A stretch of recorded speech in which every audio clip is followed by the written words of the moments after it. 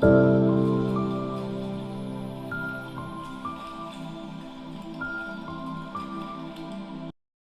morning, everyone.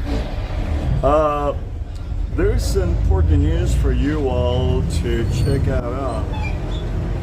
Costa Rica has the biggest car density per inhabitant in Latin America.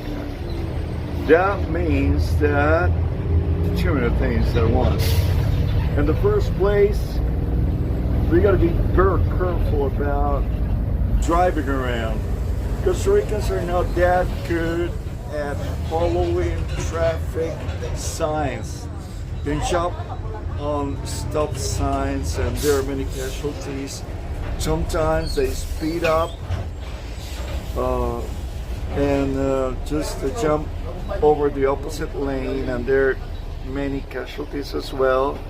Sometimes when you get on a corner and the car that wants to make a 90-degree turn just doesn't turn on the proper light to let you know that he's crossing on your side across. Sometimes they don't do that, and aside from that, the corruption of traffic policemen, the police, adds up to the problems. But on the other side, Costa Rica is sponsoring EVs, or electric vehicles, into the country. The taxes are very low. And another problem down here is motorcycles. Sometimes they park down on places that are not allowed them to. So we must get used to that.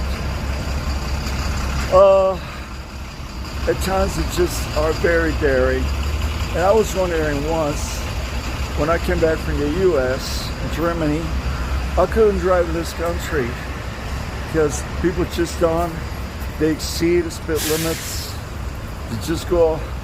They go bypassing you, not really caring who's coming on the opposite side. And my dad was watching TV. He was watching the bullfightings in Zapote. And then the idea, it dawned on me.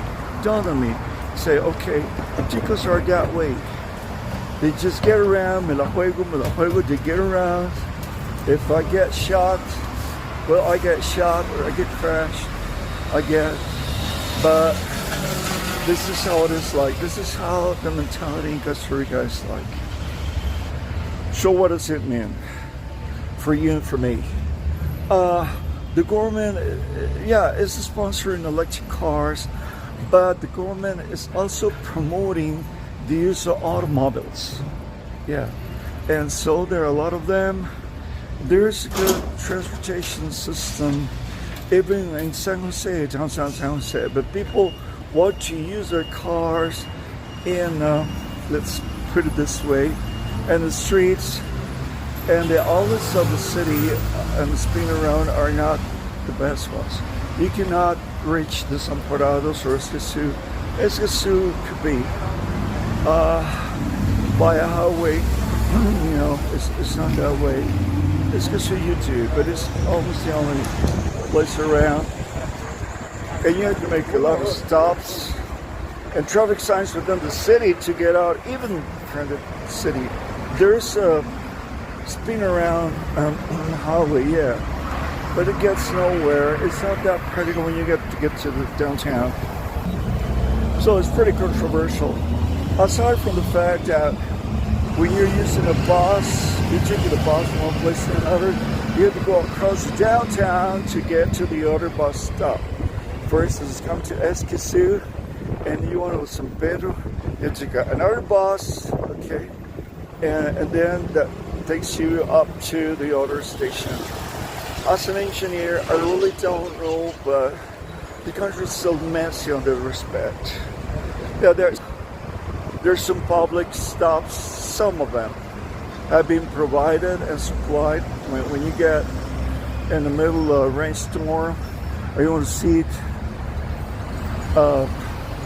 just waiting for the bus, that's fair. But for the rest, You see that the traffic is really thick, and most of the day, everywhere,